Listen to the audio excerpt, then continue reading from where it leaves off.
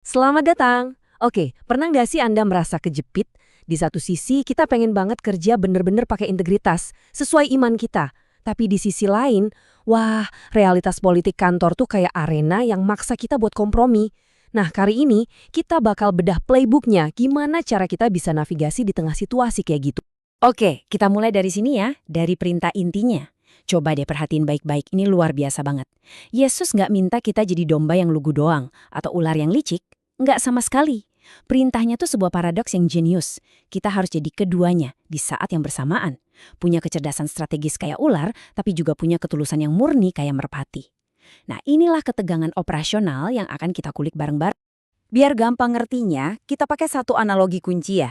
Coba bayangin deh, kantor Anda itu anggap aja sebuah negara asing.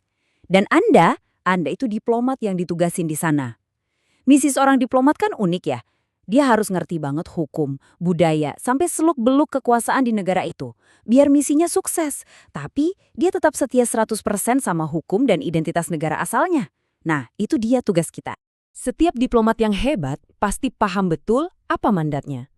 Jadi, misi kita ini menuntut kita buat bisa ngebedain mana yang namanya hikmat dari Tuhan yang strategis dan mana yang cuma manipulasi licik ala dunia.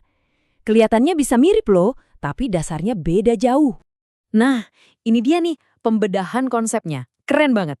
Lihat ya, hikmat itu artinya cerdas, punya kesadaran strategis, bukan tipu daya. Terus, integritas itu ketulusan, tindakan yang berprinsip, bukan naif atau sengaja nggak mau tahu. Poin paling pentingnya, ini dia. Yesus ngajarin kita kalau naif itu bukan tulus dan cerdik itu bukan licik. Jadi, kita dipanggil untuk jadi cerdas tanpa jadi licik dan tulus tanpa jadi orang naif. Oke, sebelum beraksi, seorang diplomat itu wajib hukumnya buat baca medan. Maksudnya, paham budayanya, aturan-aturan gak tertulisnya, sampai siapa yang pegang kuasa. Kalau kita abai soal ini, itu bukan cuma salah, tapi ya, itu kelalaian strategis yang fatal. Landasan kita harus realistis ya, bukan sinis. Kitab suci sendiri bilang kalau kita hidup di dunia yang ya nggak sempurna. Artinya apa? Artinya sistem yang dibikin manusia, termasuk kantor kita, itu pada dasarnya punya cacat dan sering banget digerakkan sama kepentingan pribadi. Jadi kalau Anda ngelihat, kok kerja keras doang nggak cukup ya? Atau kok yang dapat promosi bukan yang paling jago? Jangan langsung mikir Anda lagi kehilangan iman. Justru sebaliknya. Itu artinya Anda lagi melihat realitas dengan mata terbuka. Dan ini langkah pertama yang paling penting biar bisa bertindak bijaksana. Mungkin ada yang mikir, udahlah, gue netral aja, gak mau ikut-ikutan politik kantor. Nah, coba lihat metafora ini deh, dalam banget.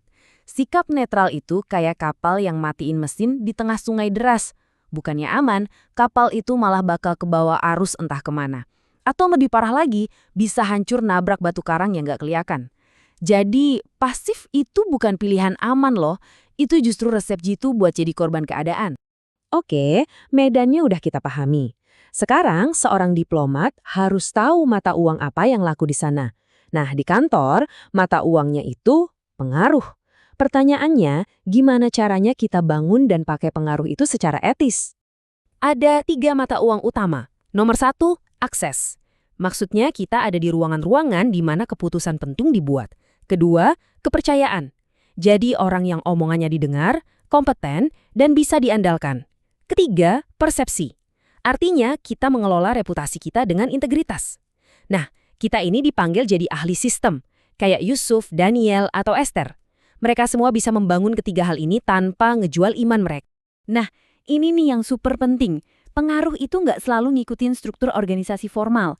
Ada yang namanya kekuasaan formal, jabatan, titel, gampang dilihat. Tapi, sering banget justru kekuasaan informal.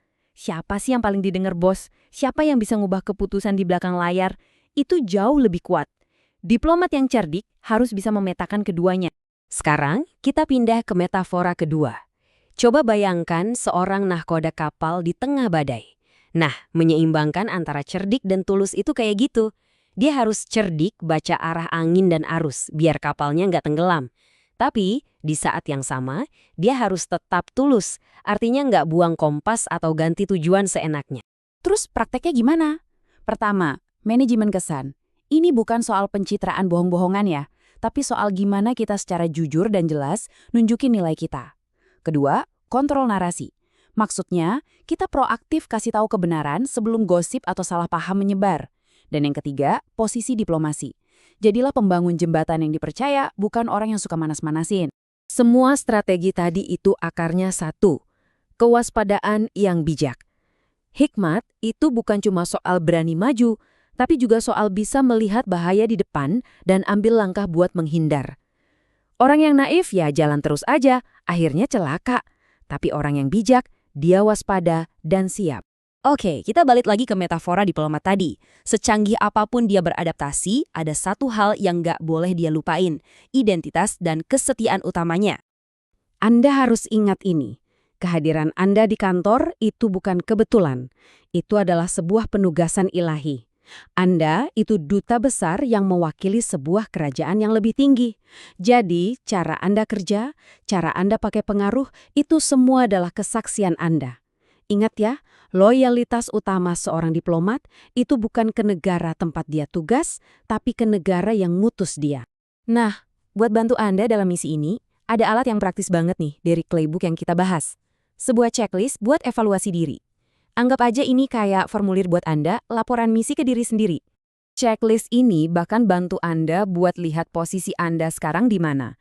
Apa Anda ada di zona bahaya tinggi karena terlalu naif, atau Anda udah jadi navigator yang kompeten, atau bahkan udah sampai level ahli? Ini cara yang jujur banget buat lihat di mana kita harus bertumbuh. Dan pada akhirnya, semua strategi, semua kecerdasan, semua rencana kita harus kita serahkan pada Tuhan. Ini bukan berarti kita jadi pasif ya, justru sebaliknya. Kita merencanakan dan bertindak dengan hikmat terbaik yang kita punya. Tapi hasilnya, kita percayakan sepenuhnya sama Dia yang pegang kendali. Dan ini membawa kita ke pertanyaan terakhir yang perlu kita renungkan dalam-dalam.